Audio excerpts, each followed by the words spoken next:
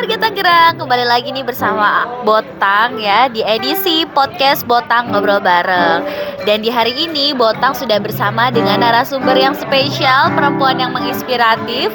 Dan di hari yang spesial yaitu Hari Disabilitas Internasional. Halo Karisna, apa kabar? Alhamdulillah baik. Alhamdulillah baik. Nah Karisna ini teman-teman pernah menjadi salah satu tim dari Abo Tangerang, betul kak? Oke Karisna, sekarang kesibukannya apa nih? Kesibukan saat ini ya nulis-nulis aja. Jadi freelance nulis. Freelance nulis. Nulis apa sih kalau boleh tahu? Artikel sih, lebih ke artikel. Lebih ke artikel. Oke kan Karisna suka banget nih nulis nih ya. Nah, apa sih kak yang bikin kakak pertama kali suka nulis? Cerita dari awal nih. Ya boleh. Pertama sih suka nulis di blog aja waktu pas itu. Terus kebetulan aku seorang kayak badminton lovers, suka banget nulis bulu tangkis. Terus ketemu salah satu media yang bisa, maksudnya kita ngasih tulisan kayak dapat fee gitu ya. Ya sudah, akhirnya bergabung di komunitas nulis itu sampai sekarang masih. Oke, sampai sekarang masih nulis. Nah, katanya pernah bikin buku juga ya? Pernah bikin buku juga? Buku apa sih kak kalau boleh tahu? Buku antologi sih, selama ini udah ada 2 yang terbit. Sama dari tahun 2018 juga, itu udah lama.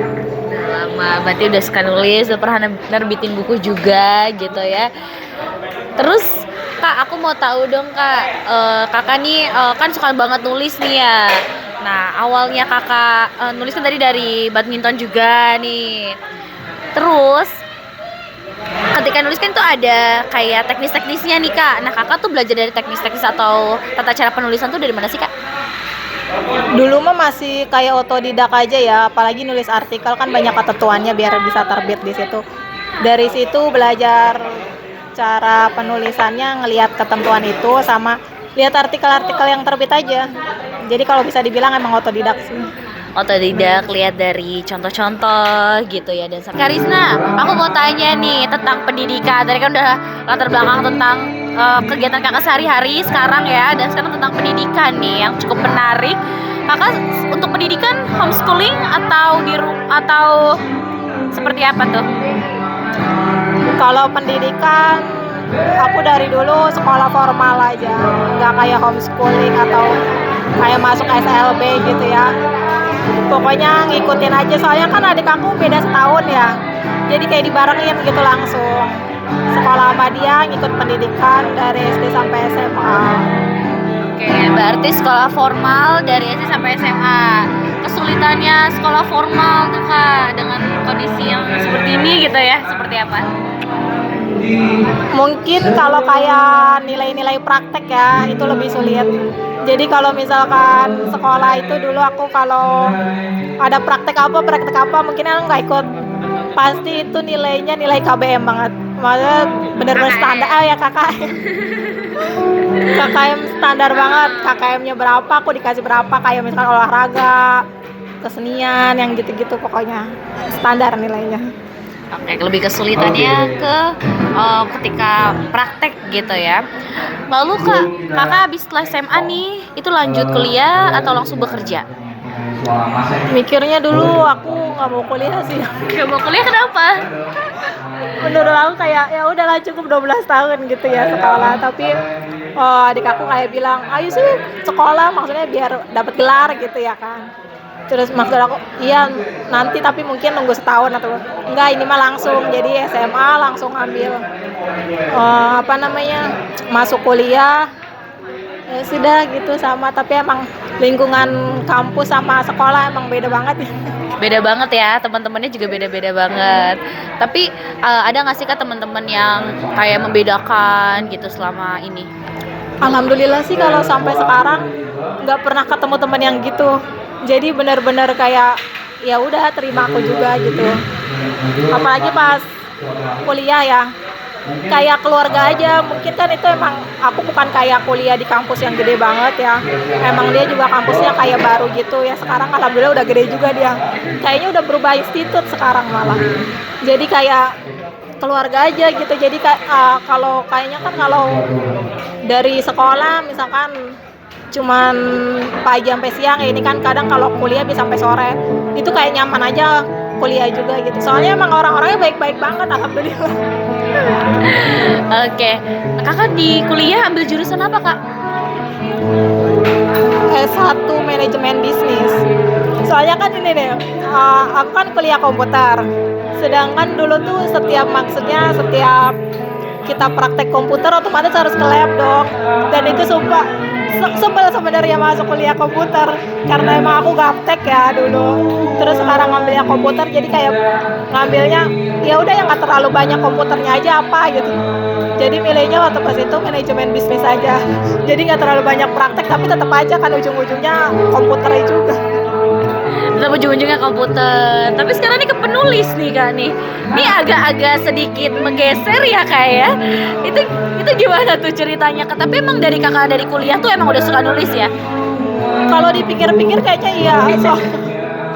Soalnya kayaknya di buku kayak kampus itu aku ternyata suka nulis cerpen. Kalau dipikir dulu, oh iya, maksudnya nulis itu bukan dari semenjak lulus kuliah, tapi dari sekolah aja aku kayak udah nulis-nulis gitu. Dari sekolah udah ada passionnya untuk menulis. Oke. Dan sekarang makin diasah ya, kayak semakin hari diasah semakin bisa bahkan bekerja di media untuk menulis.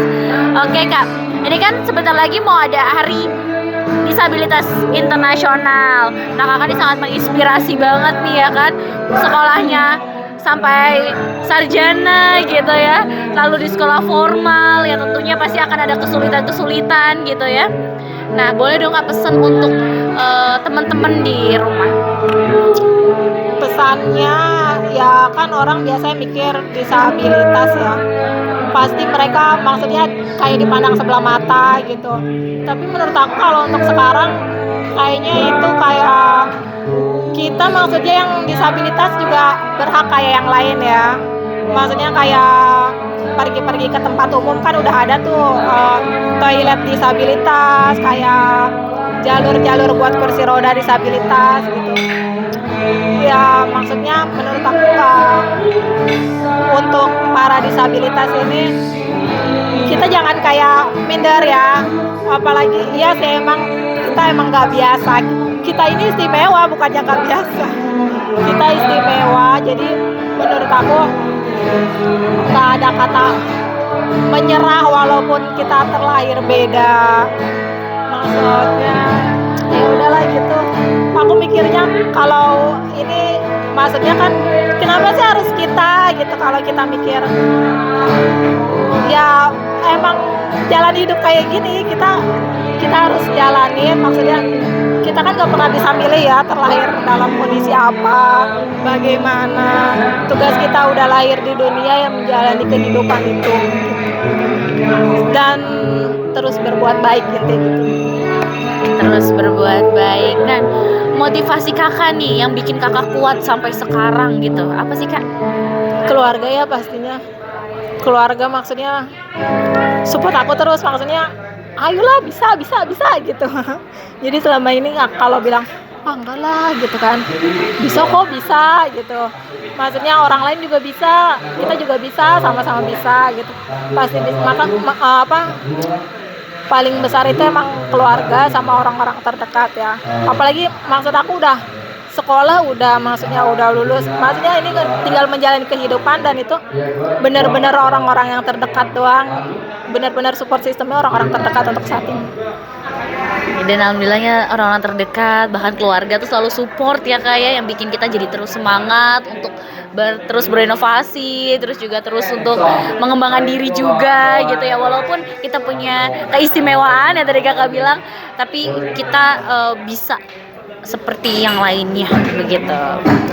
Oke, warga Tangerang, seru banget perbincangan kita bersama wanita yang sangat menginspiratif tentunya, sangat bersemangat tinggi dan hebat banget. Mungkin sampai bertemu di kesempatan selanjutnya.